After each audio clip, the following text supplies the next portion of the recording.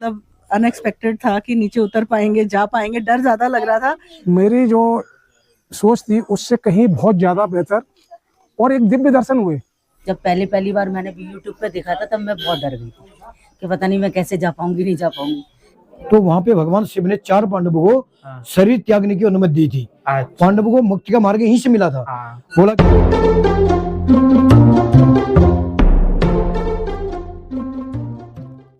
नमस्ते, सत श्री अकाल, अस्सलाम वालेकुम और इस खिली खिली धूप के साथ स्वागत है आप सबका अपने चैनल ट्रैवल्स पर। आज है 4 जून और हम हैं पाताल भुवनेश्वर से थोड़ी आगे एक जगह पर। आज का हमारा प्लान है कि हमें जाना है पाताल भुवनेश्वर और उसके बाद जाएंगे हम धारचूला और आज आपको हम कराएंगे पाताल भुवनेश्वर के दर्शन। लेकिन उससे पहले हम कर लेते हैं ब्रेकफास्ट और देखते हैं ब्रेकफास्ट में क्या है। उसके बाद निकलेंगे अपनी आगे की यात्रा के लिए और आपको भी दिखाएंगे वो यात्रा कैसी रहती है। चलिए चल के करते हैं पहले ब्रेकफास्ट।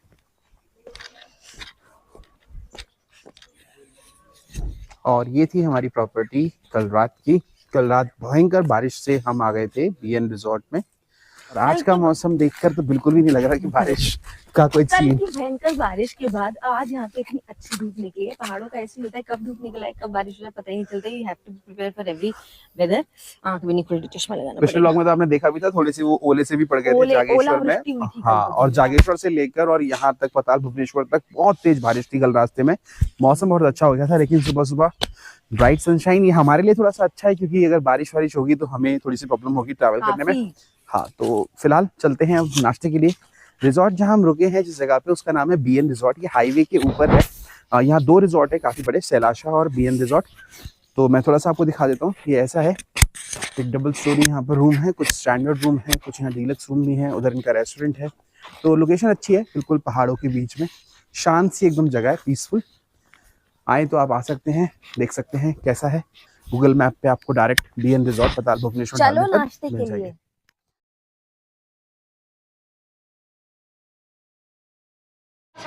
तो दोस्तों नीचे आने का टाइम आ गया, उतरने का। पाताल भुवनेश्वर की एंट्री का गेट आ गया है और यहाँ से उतरेंगे अब हम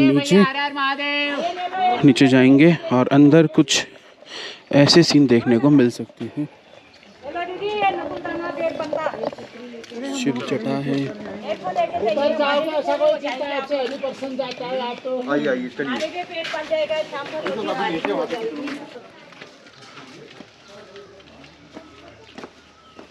तो जी ये थोड़ी सी जानकारी है पाताल भुवनेश्वर की। फोटो को पॉज करके आप लोग आराम से इसको पढ़ सकते हैं। तो जहाँ तक गाड़ियाँ आती हैं वहाँ से लगभग 250 से 300 मीटर आपको नीचे उतर के आना है।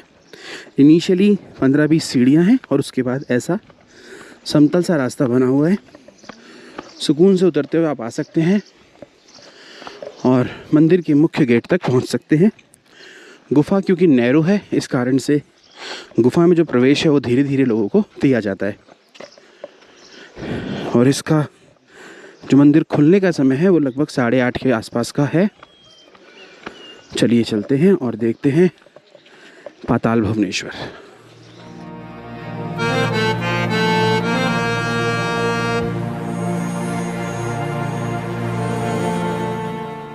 तो मित्रों कहानी यह है कि अंदर वीडियोग्राफी अलाउ नहीं है, तो अभी हम चलते हैं अंदर और दर्शन करके आते हैं और देखते हैं कि अंदर के दर्शन कैसे होते हैं। आपको मैं नहीं दिखा पाऊँगा ऑनलाइन क्योंकि पॉसिबल नहीं है अंदर जाना। मोबाइल और कैमरा यहाँ पर सब कुछ जमा हो जाता है और यहाँ पर्ची बटती है, नंबर से आपके ग्रुप को एंट्री देते हैं और आने और जाने का एक ही रास्ता है। तो सीक्वेंस वाइज लोगों को यहाँ पर भेजते हैं। आप आइए, पार्किंग में गाड़ी लगाइए और मुश्किल से 200 मीटर वॉक करके नीचे आना है और फिर आप अंदर आते हैं। चलते हैं वहाँ पर, अभी देखते हैं कैसा है।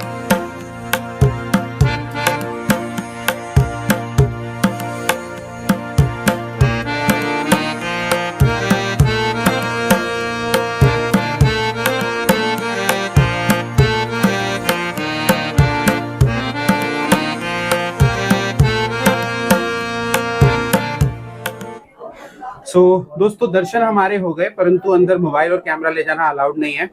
तो जिन पंडित जी ने हमारे दर्शन कराए, मनोहर सिंह जी, उनसे जरा मिलते हैं और जानते हैं पाताल भुवनेश्वर की थोड़ी सी कहानी। ये आपको थोड़ा बताएंगे। मनोहर जी, आपने हमें दर्शन कराए उसके लिए बहुत बहुत धन्यवाद। थोड़ा सा आप जरा गुफा के बारे में बताइए। सर, ये गुफा जो है ये पौराणिक, ऐतिहासिक एवं धार्मिक गुफा है। तो आपने विजिट किया यहाँ की, तो इस पाताल भुवनेश्वर का जो महात्म्य है वो हमारा स्कंद महापुराण जी का खंड है, मानस खंड में इसका वर्णन है, जी जिसको महर्षि वेदव्यास जी ने लिखा हुआ है। जी तो आपने यहाँ के दर्शन के, यहाँ की यात्रा का ही महात्म्य है। पाताल भुवनेश्वर एक बार दर्शन करना, 4 धाम जाना, बरोबर महात्म्य है। जी तो आप विजिट करते हुए निकले। जी तो आप जैसे एंट्रेंस प्रवेश द्वार से जब प्रवेश करते हैं जी तो 30 मीटर आप वन वे में जाते हैं। जी 82 स्टेप्स इसमें लगे हैं, एग्जिट भी वही है, जी तो उसी से वापसी भी होती है। तो 30 मीटर उतरने के बाद 96 फीट करीब बैठता है। तो 100 मीटर आप आगे को विजिट करते हुए निकलते हैं। जी। तो सबसे पहले पाताल में आपने शेषनाग जी की विजिट की, जी बिल्कुल जिसके ऊपर अर्थ का भार था, पृथ्वी। उसके मुंह के भीतर घुसे हम, जी मुंह के भीतर का रहस्य देखा आपने, जी इसका पॉइजन साइड देखा, जी, बिल्कुल। पॉइजन के दांत देखे, जीभ का पार्ट देखा। जी तो उसके मुंह से हम लोग पूरे ब्रह्मांड के दर्शन जो है उसके बॉडी में करके आते हैं। जी तो उसके मुंह से जैसे ही हम आगे निकले तो एक हवन कुंड बना हुआ था, जिसका आकृति पान के पत्ते नुमा था, जी बिल्कुल जिसमें राजा परीक्षित ने सर्प यज्ञ किए थे। जी तो आपको तक्षक और वासुकी नाग के दर्शन जी करवाए तीनों वहाँ। नाग देखे हमने। तो उसमें नाग यज्ञ हुए थे। जी उससे हम आगे बढ़ते गए तो अर्ध गणेश के दर्शन किए आपने, जी, सिर कटे हुए गणेश जी के। उसके ऊपर से ब्रह्म कमल से अभिषेक देखा। जी तो रहस्य गणेश जी का तब का है कि जब गणेश जी का सिर भगवान शिव ने काटा था, जी तो उन्हें पुनर्जन्म के लिए अमृत का अभिषेक करवाया था। ब्रह्मा जी ने रचना की थी ब्रह्म कमल की, जी तो उसी के पेटलों से अमृत का अभिषेक हो रहा था उनके ऊपर। जी तो उसके बगल में केदारनाथ, जी बद्रीनाथ, अमरनाथ, अमरनाथ गुफा के दर्शन किए आपने। जी 3 धाम के दर्शन तो एक नजर एक ही में। जगह हो गए। तो पाताल भुवनेश्वर के दर्शन में लिख के गए हैं वेद व्यास जी कि पाताल भुवनेश्वर के एक साथ 4 धाम की यात्रा का महात्म्य है। यहाँ के दर्शन में 3 धाम के दर्शन आपने किए तो 4 धाम के पुण्य का भागीदारी होता है जहाँ के दर्शन करता है जो यहाँ के। जी उसके बाद आपने महाकाल के दर्शन किए, काल भैरव जी के विराट रूप के दर्शन किए, उग्र रूप, मुंह खोल के टंग अपनी जीवा झुला रखी है, देखी जीभ देखी हमने। जीभ देखी। तो उनके मुंह से लार भी निकलती है, जी, जी। उनके मुंह से कंठ, गले से गर्भ, पूंछ के टनल से ब्रह्मलोक का मार्ग दिखा रखा है। जी तो स्कंद महापुराण तो ये बताता है कि कलयुग का आदमी यदि उनके मुंह से निकल के उनके कंठ को क्रॉस करते हुए, गर्भ को क्रॉस करते हुए, पूंछ के भाग को क्रॉस कर लेगा, हाँ तो अंतिम पूंछ के भाग को क्रॉस कर जाने के बाद 3 नेचुरल लिंग हैं, जी उनको स्पर्श कर देगा तो उसका पुनर्जन्म नहीं होगा। नहीं होगा। लेकिन असंभव है। गर्भ के बाद का पार्ट ऐसा है जिसमें आदमी गतिविधि कर पाएगा, एंट्री नहीं कर सकता है। तो उसी के बगल में आपने महादेव जी का आसन देखा, हाँ जो आसन एक घुटना मोड़ के लेते हैं अपना। जी जी जी तो काली कमली बिछी हुई थी आसन के ऊपर, मृग की खाल, टाइगर की खाल की स्क्रीन लटकी थी, फेस भी देखा टाइगर का मुंह का फेस भी देखा होगा। जी तो उसके बगल में माँ भुवनेश्वरी के दर्शन किया आपने, जी जो गले में मुंडू की माला धारण करी हुई है, बगल में खड्ग भी है उनके पास में। जी तो वो 4 गेटों की रक्षक है। वहां से आगे हम यात्रा करने को जब निकलते हैं तो धर्म और मोक्ष के मार्ग हमारे लिए खुले हैं, खुले हैं। जिनसे हम यात्राएं कर रहे हैं कलयुग के लोग। तो 2 डोर उसमें ओपन है, जो लॉक है उसमें। जी। बीच का पार्ट देखा होगा आपने, राइट का दरवाजा जो था लड़ाई का था, जो महाभारत पीरियड में बंद हुआ। लेफ्ट का था पाप का, जी। जो एक शिलानुमा रचना है, वो राम रावण युद्ध के समय बंद हुआ है। जी तो अभी के लिए लिख के गए वेद व्यास जी कि कलयुग के लोग धर्म के मार्ग से निकल के मोक्ष के दरवाजे से जो है आगे की यात्रा करेंगे कलयुग के लोग। तो जो मानव जितना पुण्य और धर्म कर सकता है उतनी जल्दी उसको अपने सांसारिक कष्टों से जो है छुटकारे भी मिलते हुए दिखा रखे हैं। तो उन 4 गेटों की रक्षक वही माँ भुवनेश्वरी है। जी उसके बाद हम विशाल मंच के ऊपर देखते हैं तो कल्प वृक्ष के दर्शन होते हैं। हाँ। सागर मंथन का रत्न है, जो देवराज इंद्र के पास था स्वर्ग में, जिसको अमरावती से श्री कृष्ण जो थे द्वापर युग में मृत्युलोक में भी लाए थे। तो उसमें आपने 2 फल देखे होंगे, शंखनुमा आकृति थी उनकी, ऊपर लगे हुए जी, थे। जो दिव्य फल करके जाने जाते हैं। जी तो जो भी लोगों की मनोकामनाएं होती हैं, मतलब उन्हीं फलों को याद करके पैदा होती हुई दिखा रखी हैं। जी तो उससे आगे आपने कदलीवन का मार्ग देखा होगा, जो वृंदावन के करीब में पड़ता है। तो यहाँ से चारों धाम की कनेक्टिविटियां दिखा रखी है पुराणों में। जी जी तो वो मथुरा वृंदावन तक वो टनल जाते हुए दिखा रखा है वेद व्यास जी ने। जी जी जिस कदलीवन नामक स्थान में लिखा है कि 7 ऋषियों ने तपस्याएं की हैं। जी तो आप लोगों को ऋषि मार्कंडेय के भी वहां पे विजिट हुए थे। जी जी तो जिन्होंने 4000 वर्ष तपस्या करने के मध्य एक पुराण लिख दिया था, उसके अंदर मार्कंडेय पुराण। जी जी तो उनका बारे में तो लिखा है कि मार्कंडेय ऋषि का यदि लोग स्मरण भी करते हैं तो आदमी की अल्प आयु मृत्यु या दुर्घटनाओं से लोग वंचित हो जाते हैं। कहाँ उनके दर्शन करना, तो आप लोगों को प्रत्यक्ष उनके दर्शन करवाए, दर्शन हुए वहां पे। तो उसके बाद और भी ऋषि मतलब उसके भीतर तपस्या कर रहे हैं। तो आपने फिर ब्रह्मा जी के 5वें मस्तक के दर्शन किए, हाँ जो भगवान शिव ने रुष्ट होके काटा था तो आगे गिरा था पाताल लोक में। जी जिन जगहों का प्रावधान है कि ब्रह्मा जी के मस्तक में जो है पिंडदान, हाँ पैतृक पिंडदान होते हैं, जैसे गया में होते हैं, पुष्कर में, बद्रीनाथ में, तो पाताल भुवनेश्वर में भी पिंडदानों का महात्म्य है। वैसे तो 5वें मस्तक की बड़ी मान्यता जो दिखा रखी है पुराणों में जी कि लिखा है कि वहां पे जीते जी जिंदा आदमी भी अपना तर्पण दे के जा सकता है आगे को मोक्ष लेने के लिए।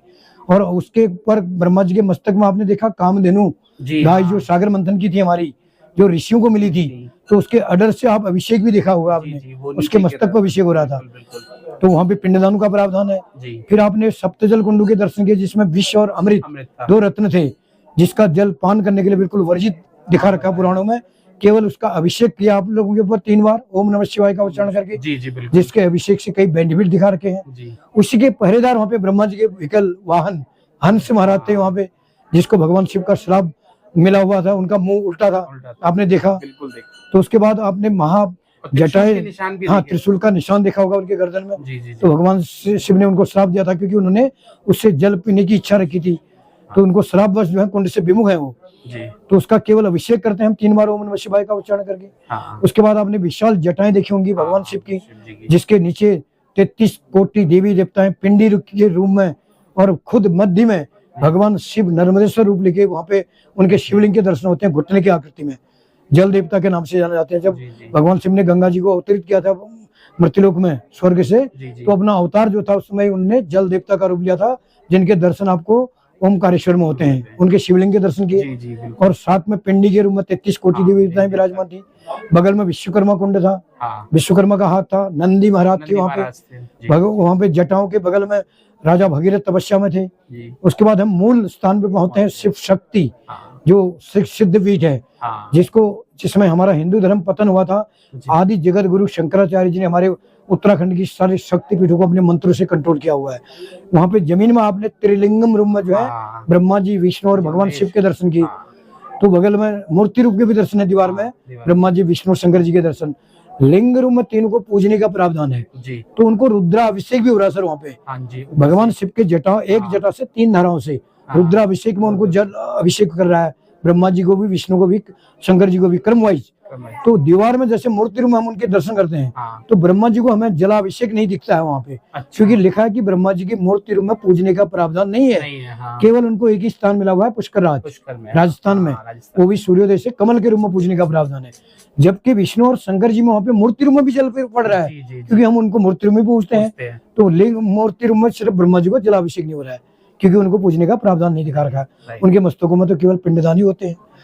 तो उसके बाद आगे का रहस्य, आप लोग गए नहीं थे वहाँ पे, पांचों पांडव, हाँ, उससे वो आगे जो हाँ, टेप जा रही थी, वहाँ पे 5 पांडव और शिव पार्वती ने लास्ट टाइम में अंतिम वाला चेस खेला हुआ है अच्छा। महादेव जी के साथ। हाँ, तो जिसका डिसीजन भगवान शिव से पांडव जब उसको हार गए थे, हाँ, तो वहां पे भगवान शिव ने 4 पांडवों को हाँ। शरीर त्यागने की अनुमति दी थी। अच्छा। पांडवों को मुक्ति का मार्ग यहीं से मिला था। हाँ, बोला कि अब आप ऐसा करिए, यहाँ से 4 पांडवों को इजाजत दी थी कि आप शरीर त्यागने को सीधे बद्रीनाथ निकल जाओ। हाँ, बद्रीनाथ बोला कि माणा गांव से आगे हाँ। जब आप अपना शरीर छोड़ेंगे, तो आपके शरीर छोड़ने से वहां पे बद्रीनाथ में एक पिक भी पड़ेगी, पंचाचूली, हाँ। जिस पिक को लोग आगे को आपके नाम से जानेंगे। ओ, 4 पांडव और द्रौपदी ने शरीर त्यागा था। अच्छा। युधिष्ठिर को तो बोला था तू तो निष्काम है भाई, तेरे को तो 100 शरीर स्वर्ग होगा। तो ये सारा वृत्तांत यही सुना रखा सर। हाँ। यहीं से केप, 2 केप से जाते हैं, एक बद्रीनाथ स्वर्गारोहणी का, जी। एक मानसरोवर का मार्ग जाता है यहाँ से, ओ, जिसमें शंकराचार्य जी ने आखिरी शक्तिपीठ भुवनेश्वर को किलित करने के बाद, हाँ। इनकी ज्वाला को कंट्रोल करने के बाद सीधे मानसरोवर जाके उन्हें अपनी समाधि ले ली थी। हाँ। उसके बाद शंकराचार्य जी का कोई जीने का प्रमाण ही नहीं है। अच्छा, तो वहां पे हमारा हिंदू धर्म जो था बच गया था। बच गया था। तो उसके बाद हम पांडवों के दर्शन करने के बाद वहां से पुनः वापस लौटते हैं। लौटते हैं। रास्ते में कोटेश्वर महादेव की भी जटाएं हैं, कोटेश्वर महादेव के लिंग रूप दर्शन होते हैं। जी। और वहीं पे एक रास्ता नीचे को जाता है, काशी विश्वनाथ का मार्ग बोलते हैं। अच्छा। तो उसका भी रहस्य है कि एक राजा यक्षी हुआ करते थे, जिन्होंने वहाँ पे शक्तिपीठ में जो पूजा स्थल है, वहाँ पे एक धर्म यज्ञ किया था। जी, जी। अब धर्म यज्ञ की सूचना जो थी, काशी नरेश विश्वनाथ को काशी में गई थी कि आपने यज्ञ स्थल माना है पाताल लोक में। जी। तो जब उनको ये मालूम नहीं पड़ा कि मैंने किस मार्ग से हाँ। यज्ञ स्थल में जाना है पाताल लोक में, हाँ। तो तब भगवान शिव ने अपना अवतार लिया था काल भैरव का, हाँ। कुत्ते का अवतार लेके भगवान शिव यहाँ से काशी गए। काशी गए। तो काशी से राजा को जब उपस्थित किया, तो उसी मार्ग से यज्ञ स्थल में उपस्थित किया, तब उसका लिंक यहाँ से काशी बनारस तक जाना जाता है। हाँ। तो वापसी में आपने एक विशाल मंच के ऊपर मंच देखा। 4 युगों के प्रमाण देखे। हाँ। पृथ्वी का पाठ है जिसके ऊपर बिल्कुल। 4 युग विद्यमान है। जी, जी, जी। तो अभी का युग हमारा कलयुग है। हाँ। तो कलयुग की हिस्ट्री लिखे वेद व्यास जी ने कि 4 चरण में पूरा होना है। जी। अभी तो हम प्रथम चरण में हैं, चरण में है। तो वो ग्रोथ कर रहा है ना अर्थ के ऊपर। जी, जी, हाँ, वो तो धीरे-धीरे ऊपर लिखा है कि अपने समानांतर ग्रोथ करते हुए जिस दिन यूनिवर्स को हाँ। छू जाएगा, हाँ। सृष्टि का विनाश दिखा रखा है। तो वो क्रम लिखा है कि 4थे चरण में छुएगा तभी सृष्टि का अंत होगा। जी, जी। कंबाइंड में आपने सतयुग के दर्शन किए होंगे। हाँ। राइट साइड में द्वापर के दर्शन है, लेफ्ट साइड में त्रेता के हैं। तो उसी मंच से भीतर कोई केब गई है जी जी। जो सेतुबंधु रामेश्वरम करके कहलाती है। हाँ, आपने दिखाया था। हाँ, जहाँ रामचंद्र जी ने पुल बांधी थी लंका में चढ़ाई करते समय। तो महादेव जी अपने मूल स्थान से रामेश्वरम स्नान करने को जब निकलते हैं, उसी केब से रामेश्वरम जाते हुए दिखा रखा है। ओके। फिर आप वापसी आए तो आपने भगवान शिव का कमंडल देखा होगा, देखा और तो ऐरावत ऐरावत हाथी के सहस्त्र पांव के दर्शन करने के बाद महादेव जी का कमंडल दिखता है। तो लिखा कि वो 7वें मस्तक में ऐरावत के भगवान शिव का कमंडल विराजमान है। तो पाताल लोक की यात्रा पूर्ण होने के बाद श्रद्धालु उस जगह पे अपने भविष्य के लिए अपनी मनोकामना लेने के बाद पाताल से जो है भूमंडल को लौटते हैं। तो यहीं पे हमारी यात्रा संपन्न होती है। धन्यवाद। तो ये सारी कहानी आपने अभी मनोहर जी से सुनी और ये सब हम नीचे जाकर देख कर आए। यहाँ पर वीडियोग्राफी अलाउ नहीं है, परंतु जो जो सर ने बताया, पंडित जी ने बताया, हमने वो सब देखा और ये बहुत ही रोचक और अध्यात्म से जुड़ी जगह है। अगर आपको जीवन में मौका मिले तो पाताल भुवनेश्वर अवश्य आइए। तो जो प्रवेश का मार्ग है वो थोड़ा सा दुर्गम है, परंतु इम्पॉसिबल नहीं है, असंभव नहीं है। आप थोड़ी सी कोशिश करेंगे, अंदर जाके आपको सीधा स्वर्ग के ही दर्शन होंगे। चलिए अब हम चलते हैं यहाँ से आगे और मनोहर जी का करते हैं धन्यवाद जिन्होंने हमें सारी जानकारी दी। मनोहर जी बहुत बहुत धन्यवाद। Thank you sir. ओम नमः शिवाय। ओम नमः शिवाय।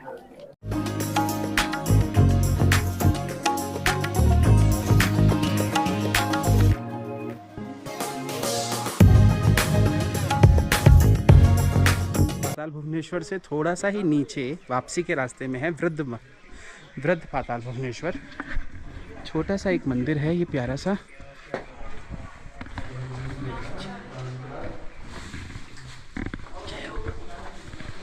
पाताल भुवनेश्वर की गुफा भी आप देख कर आए हैं, कैसा लगा आपको? बहुत अच्छा एक्सपीरियंस था, खूब अच्छा मतलब लगा मुझे। जब पहली बार मैंने भी यूट्यूब पे देखा था तब मैं बहुत डर गई थी कि पता नहीं मैं कैसे जा पाऊंगी, नहीं जा पाऊंगी।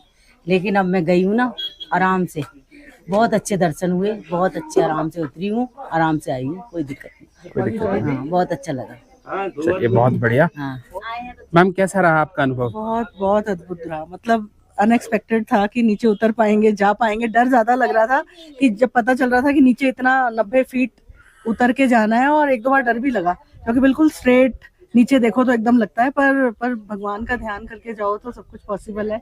और अच्छा लग रहा है, मतलब बहुत शांति सी मिली जाके। और वहाँ पे पंडित जी ने बहुत अच्छी तरह हर एक चीज बताई, समझाई।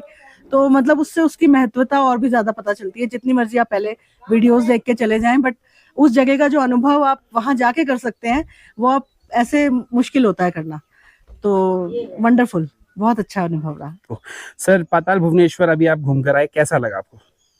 मेरी जो सोच थी उससे कहीं बहुत ज्यादा बेहतर और एक दिव्य दर्शन हुए। मतलब अपनी जिंदगी में बहुत दर्शन किए मैंने, अमरनाथ जी के किए हैं, केदारनाथ जी के किए हैं, चारों धाम करे हैं, गंगोत्री यमुनोत्री सहित। लेकिन यहाँ का जो अनुभव था वो बिल्कुल दिव्य अनुभव था। जो सीढ़ियाँ उतरकर हम 30 मीटर तक नीचे गए, शुरू में तो थोड़ा सा लगा कि हम जा पाएंगे नहीं जा पाएंगे, लेकिन अंदर का जो माहौल है वाकई ऐसा लगा कि पूरा ब्रह्मांड है साक्षात। वहाँ शेषनाग है, कामधेनु गाय का जो स्तन है उस पर से जो दुग्ध धारा गिर रही है उसके भी दर्शन किए। तो बड़ा दिव्य अनुभूति हुई और बहुत खुशी हुई इस स्थान पर आकर। आइए अब आपको हम एक एहसान फरामोश इंसान से मिलाते हैं। इसको आप जानते हैं, ये है नेहा। ये वह स्त्री है जो पाताल भुवनेश्वर में ये वो स्त्री है जो पाताल भुवनेश्वर में जाने से मना कर रही थी और सबके वहां पे ना मोबाइल जमा होते हैं, सबके मोबाइल लेकर बैठ गई कि मैं नहीं जा रही, मुझे नहीं उतरना, मेरे को फील नहीं आ रहा, ये वो फलाना ढिमकाना। मैंने कहा ठीक है कर लो। मैंने बोला भी एक दो बार, तो उसके बाद भी मेरे को नहीं जाना ना। मैंने कहा ठीक है। थोड़ी देर बाद मैं गया, मैंने प्यार से समझाया, मैंने थोड़ी सी बातें बताई, काउंसलिंग की। फिर ये रेडी हुई और अब जब ये रेडी हो गई और ये नीचे होकर आई है, सुनते हैं इनसे कैसा लगा इनको। मस्ट गो प्लेस है। आप जब वहाँ जाएंगे ना, जब मधु कल से मुझे बता रहे हैं वहाँ पे ऐसे है। इस जगह का महत्व ये है कि आप चारों धाम के दर्शन, इस जगह जाएं तो आप चारों धाम के दर्शन का आपको जितना वो पुण्य मिलता है वो ऐसे यहाँ पे मिलता है। तो बता रहे थे तो मुझे भी लगा हाँ ठीक है, आप बोल रहे हैं ठीक है, होता है, मैं तब भी नहीं जाऊंगी। और लेकिन जब वाकई में जब गए और जो पंडित जी ने सारी जो चीजें बताई हैं और एक एक चीज दिखाई है कि और एक एक चीज वहाँ साक्षात है, उसको देख के ना मैं I was filled with amazement कि यार ये सब क्या है। मतलब वहाँ पे एक चीज कोई भी चीज ऐसी नहीं है कि मनगढ़ंत हो और जो चीज धर्म में जो हमारे ग्रंथों में लिखी है और वो वहाँ पे नहीं है या वो अपने मन से बना के बोल रहे हैं कि तो साक्षात वहाँ पे ऐसा लगा कि हाँ है। तो हमें सारी सृष्टि के एक तरीके से आप कह सकते हैं कि हम वहाँ पे दर्शन करके आए। रास्ता नो डाउट जाने का थोड़ा ट्रिकी है, टफ है, बट आप चले जाते हो। तो इनिशियली लगता है वो, लेकिन इनिशियल वाला है, बाद वाला तो ठीक है, और थोड़ी चढ़ने में भी है, लेकिन चेन वगैरह बंधी हुई है तो आप पकड़ पकड़ के चले जाते हो। और काफी बड़े बड़े लोग भी आ रहे थे नीचे। हाँ, मतलब मेरे को लगता है अगर मैं चली गई तो कोई भी जा सकता है। एहसान फरामोश लोग। चलिए thanks to mister Gaur. Sir, आपको पाताल भुवनेश्वर गुफा कैसी लगी? बहुत अच्छी लगी। देखने में कुछ हो रहा है, प्रैक्टिकल में कुछ हो रहा है। हम इसके पिक देखते थे तो लगता था अलग बात है, जो हमने देखा समझा तो उसमें अलग ही चीज नजर आई, अद्भुत।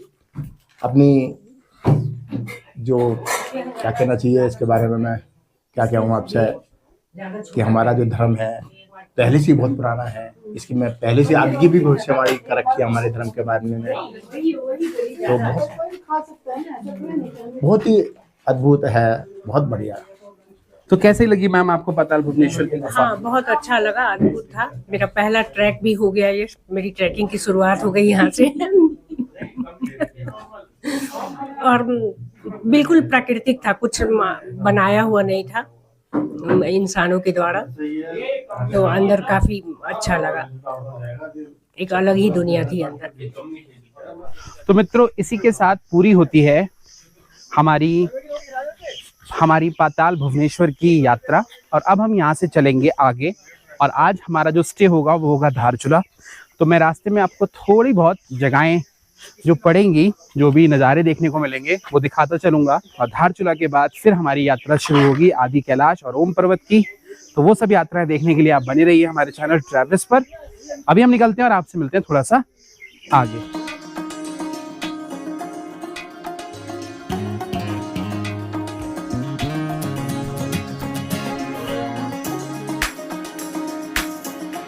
तो जी, अब हम पहुंच गए पाताल भुवनेश्वर से बेरीनाग क्रॉस करते हुए थल नाम की जगह, उससे थोड़ा सा पहले ही है अभी, और यहाँ हमने लिया है लंच ब्रेक।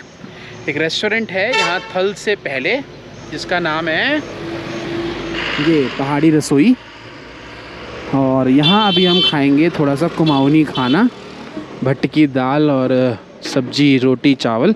तो चलिए आपको दिखाते हैं कैसा रहता है पहाड़ी खाना। ये भट्ट की दाल है, ये कड़ी है, मराठी से लोकल ये डुक्का बोलते हैं इसको। भटकर दाल होता है, सोयाबीन भी बोलते हैं इसको रात को भिगा के सुबह इसको पीसते हैं, फिर लकड़ी की आग में इसको 5-6 घंटे कुक करना पड़ता है, और इसमें कोई मसाला नहीं होता है, इसमें सिर्फ नमक जाता है, और ऊपर ग्रेसियर में एक जम्बू होता है, उसका छोका लगता है इसमें। प्योर ऑर्गेनिक है कड़ी है। अच्छा, राइस भी होंगे क्या भैया इसमें? राइस भी आएगा। भट्ट की दाल, कड़ी, आलू की सब्जी और सब्जी, और देख लेते हैं सब खाना खा लेते हैं, फिर आपसे आगे मिलेंगे।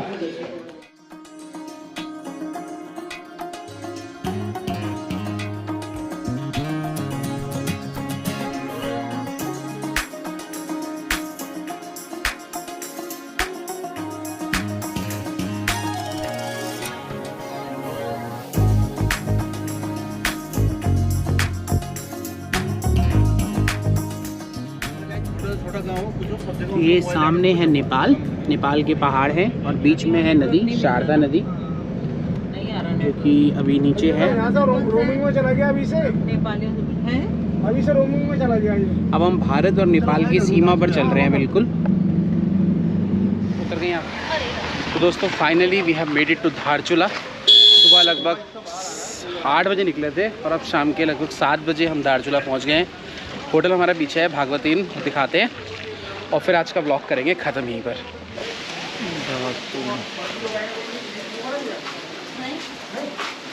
क्या दोस्तों, कहानी ऐसी है कि भागवती इन में हम आ गए थे। फ़िलहाल हम लेटे हुए हैं आराम से होटल के रूम में। ज़्यादा बड़ा होटल नहीं है, छोटा ही होटल है, क्योंकि धारचूला और इस एरिया में अभी टूरिज़्म अच्छी तरीके से डेवलप हो रहा है वापस। तो अभी होटल्स, हाँ पहले यहाँ पे टूरिज़्म था ना कैलाश मानसरोवर जाने के लिए, लेकिन 19 के बाद से लेकर 23 तक यहाँ पे जो टूरिज़्म था वो काफ़ी कम हो गया था, क्योंकि लोग ज़्यादा यहाँ नहीं रुकते थे, यहाँ से थोड़ा सा आगे चला जाते थे, पिथौरागढ़ रुका करते थे। खैर, तो कहानी ये है कि हम होटल में आ गए हैं, चेक इन कर लिया है, मैं नहा धो लिया हूँ। मौसम हल्का ठंडा है, लेकिन बादलों की वजह से थोड़ी ठंड हो गई थी, लेकिन मैं ठंडे पानी से नहाया हूँ, तो आप अंदाज़ा लगा सकते हैं। कल सुबह हमें यहाँ से निकलना है गुंजी के लिए, और हमारी जो इस ट्रिप की हाईलाइट है वो स्टार्ट होगी अगले व्लॉग में। तो अगले सीरीज़ में आपको देखने को मिलेगा हमारा धारचूला से गुंजी पहुंचने तक का रास्ता, और गुंजी के बाद फिर हम आदि कैलाश और ओम पर्वत के दर्शन के लिए जाते हैं। तो इन सबको देखने के लिए बने रहिए हमारे चैनल के साथ, और तब तक अपना बहुत ध्यान रखिए और देखते रहिए ट्रैवल्स। हम मिलते हैं आपसे अगले व्लॉग में। नमस्कार।